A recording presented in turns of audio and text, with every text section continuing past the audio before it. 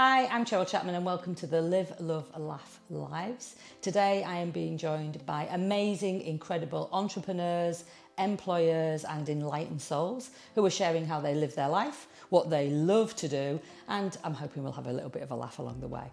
So today's first guest, oh my gosh, where do I begin? Well, I'm going to begin by asking her to introduce herself. So please tell me, who are you and what do you do? Wendy Sneddon. I'm a pioneer. I help others find a better way to be. And I do that through buying businesses, through investing in businesses and in property, and helping others to learn how to do the same. Great. Now, Wendy and I have got a bit of a story going back, haven't we? Because We do.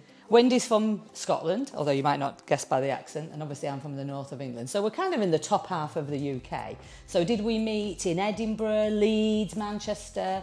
No, we met in Canada. As you do. So I was out in Canada doing a live event and Wendy came on stage. She volunteered. Sometimes I'll say, put your hand up if you want to come up on stage. And she did. But tell me, Wendy, what was really weird about the fact that you actually put your hand up at that stage? Well, it's not something I would ever have done normally. So I was, just really intrigued by what you were talking about. Yeah, and that's where we met, and then our journey sort of continued. And what was really interesting is Wendy came to join us with the Find Your Why Foundation, and it's about finding out what your true purpose is, your true passion. And of course, this is where we found out Wendy was a pioneer, because when I first said you're a pioneer, you were like, eh? So what felt weird, and how did you go? Actually, yes, I am. What happened to you? I suppose when you hear the word pioneer, you think of these amazing people that invented fantastic things like Einstein or Thomas Edison. Those sorts of people are pioneers. Yeah. But actually, the more I thought about it, the things that I'd done in the past were pioneering for me and for the companies I was working with. So it feels right. Yeah. And what kind of things had you pioneered in the businesses that you've done before? So I worked with Vets Now, an emergency out-of-hours veterinary company, and we were changing the way out-of-hours medical care for pets was delivered and raising the standards. So that was pioneering for the profession. And then I worked with another veterinary company and I got them into the top 100 best businesses to work for. And that was pioneering for us as a company because of the initiatives we had to put in place. And then also we were the first veterinary practice to achieve it. So again, that was very pioneering. I built HR software. I designed and built that myself. And also I work with the Links group. So we're raising awareness of the link between animal abuse and human abuse. Oh yeah, and I know if you haven't watched Wendy's TEDx presentation on that, like you can hear a pin drop at one part of that presentation. So I'd invite you to go and watch that. I'll not spoil it for you. Yeah, that was fantastic, getting the opportunity to speak on the TEDx stage. And I'll share a link with to the YouTube. Yeah. We'll pop a link underneath to watch that. It was really, because you don't always know what you don't know, right? So the one thing that I knew that you were a pioneer is that you just bring so many new ideas. And then I know that you went into property, didn't you? And that was kind of because of this link with the Links group and the homeless and the animals. So how did that go? Yeah, so one of the things that happens with families fleeing domestic violence, if they have pets, they can't take pets with them into refuges. Or into their kind of next home, if you like. So I kind of thought there must be a way to provide pet-friendly accommodation for families to flee to when they're leaving a violent household. So one of the reasons I went into property was to be able to do that. So that's what I'm sort of working towards. And you've built your property portfolio, in the last 3 years? Over the last 3 years, yeah. And how big's the property portfolio? So it's about 2 million at the moment. So this is from somebody who'd bought a house to live in, obviously, and then you did some kind of business exploration with your husband Will, didn't you? Because that's kind of how you got into business property as well. What happened there? Yeah, so my husband is a mechanic, and mechanics aren't paid very well, and we struggled a lot, through the early part of our marriage with never being enough money, and the kids came along and I just thought there must be a better way, so managed to persuade him to go and look at a business. So we bought a business and we've never looked back, and that kind of gave us a taste of buying businesses and working for ourselves and the kind of freedom that sort of thing brings. So that was the taste of it. I think you were telling me before that there used to be this figure about so many businesses going out of business at the beginning of the journey, but that's changed now, hasn't it? I think they used to say that 90% of businesses go out of business in their first year, and that statistic puts a lot of people off starting up.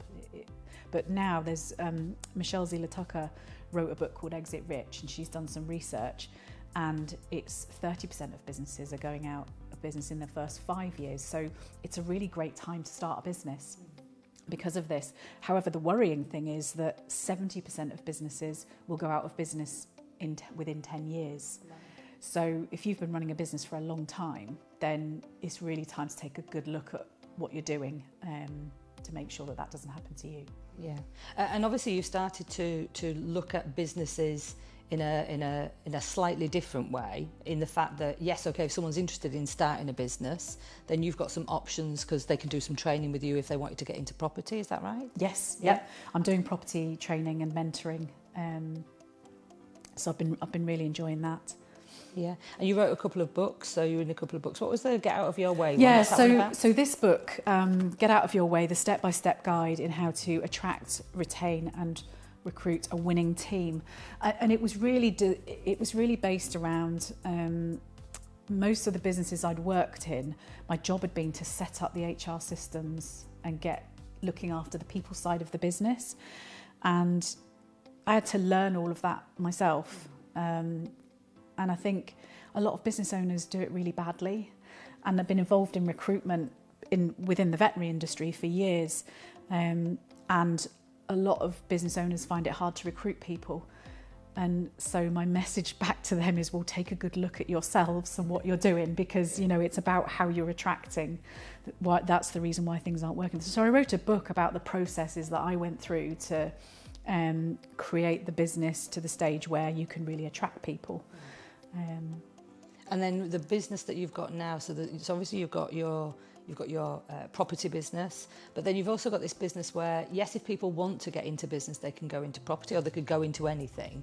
But also when they're starting the business, it's about how do you get out of your business. Now that might sound a bit weird, right? Like if you're just starting a business, why do you want to be planning to get out of the business? But why is that important for people? Beginning with the end in mind is something that I think as a concept has been around for a while, and we have to think about why we're doing something and what we want to get out of it at the end of the day. We're all going to, you'll have to exit your business at some point, whether that's in a box or whether you actually make the decision you're going to retire early. And what do you want to have happen to that business? Are you going to spend 15 years growing and creating something and then just walk away? Yeah. So it's about thinking about what's going to happen either when you die or when you decide to retire. Or maybe you want to retire early and get some money for your business and then go and do something else or enjoy life. I think you were saying that a lot of people come to you and say, oh, how much is my business worth? And then there's a few things, isn't there, that you kind of look at. But what's the biggest mistake that people make when they go, oh, well, my business is really successful?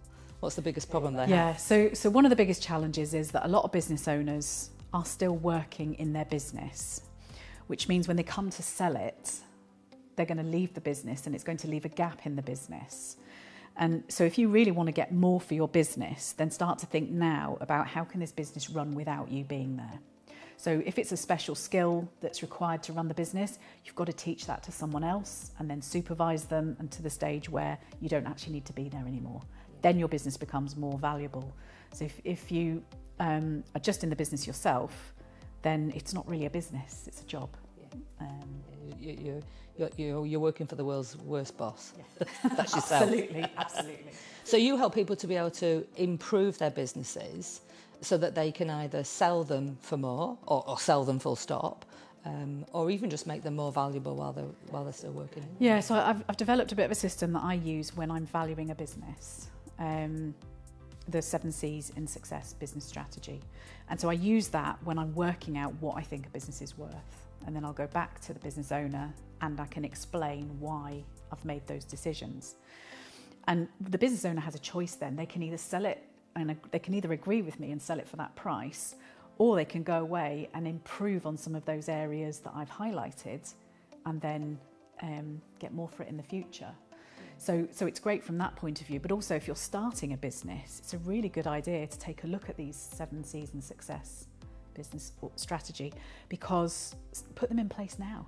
Start to think about how you're going to implement each of those steps, and that way you'll be setting the business up in the right way in the first place. And so what motivates Wendy to do this? What motivates Wendy to be the pioneer? Obviously, you know, it's who you are, it's kind of the essence of you.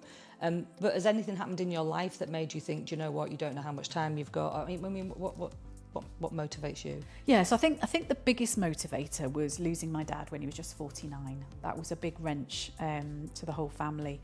And you know, he worked really hard all his life, and he used to talk about what he wanted to do when he retired. And it was just, you know, such a shame to lose him so young.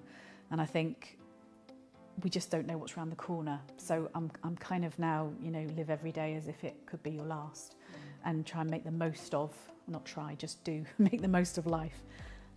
Yeah. So we see Wendy, the pioneer, the businesswoman, helping other businesses, building property portfolios, helping the charities. Is there any time for Wendy? Is my question. And what do you do in the time that you've got? Yeah, well, a bit like the quote I used in my talk, where work is life and life is work. You know, I believe because I love what I do, it becomes, you know, it is my life. I live in the most beautiful part of Scotland. You do, I've been next to a lot.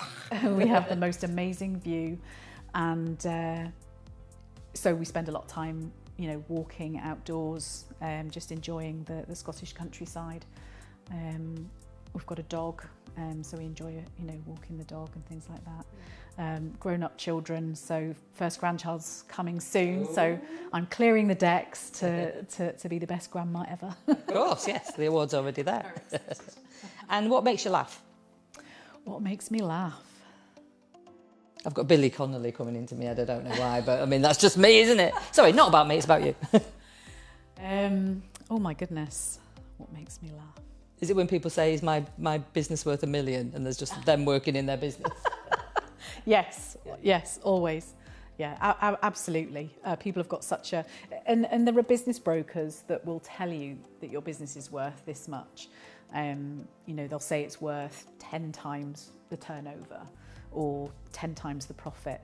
And the reality is it is only worth that if you've got the 7 C's in place and do all of that. So, yeah, I designed the 7 C's so that I could identify the businesses that I wanted to buy. Yeah. And in terms of people getting to know Wendy a little bit, what is it that you could share that most people wouldn't know about you, or they'd be like, really? Wow, I didn't know that about you. What would you share there? Goodness me. I'm not sure there is anything. You've spoken on the BAFTA stage. That was your first speaking ever first speaking event, wasn't it? Yeah. Yes, and we had only just met. Yeah. And yeah, got the opportunity to speak on the BAFTA stage. That was amazing. I remember the lady didn't get your name right, I don't think, did she? No, she didn't. Were you Wendy Sneddon? But I never heard that because I was so focused on kind of going on, and that was my first speaking opportunity, which was pretty awesome. Do you have a quote that you use in life? Do you have something that you could share with, with the viewers? JFDI. Stop pissing about. Just do it. On that note, thank you so much, Wendy. Thank you so much for listening. This has been the Live, Love, Laugh Lives with Wendy Sneddon and Cheryl Chapman. See you soon. Take care. Remember to live, love and laugh every day.